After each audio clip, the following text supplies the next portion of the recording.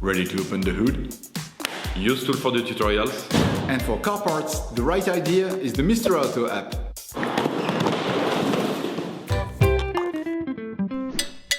For this operation, get hold of the cabin filter that you will find in the video description. Turn your engine off and pull up the handbrake.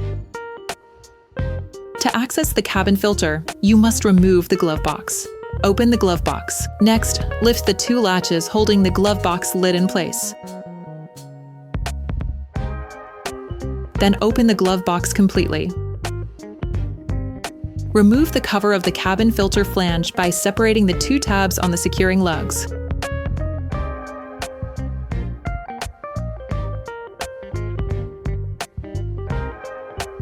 Remove the filter. All parts used in this tutorial are supplied by our trusted partners. These partners also help us create as many video tutorials as possible. Check them out in the description below. Before putting in the new one, it is important to clean off the remaining impurities from inside the filter compartment.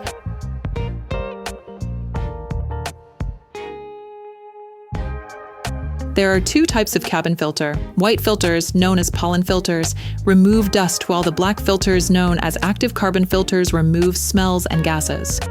The choice is yours. Put the new one in place, taking care to get the right direction for the flow of air. The arrows should point downwards.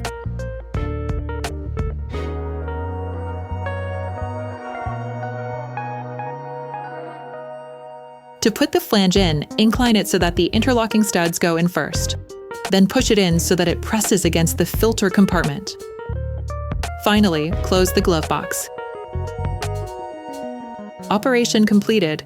Hi, it's Theo from Usetool. I hope this video has helped you a lot in your car maintenance. We would be super grateful if you could spread the word so that we can produce even more tutorials. Simply give us a like, a comment, and hit that subscribe button. It really helps us boost the channel and help the whole community. Thanks a lot and have a great one.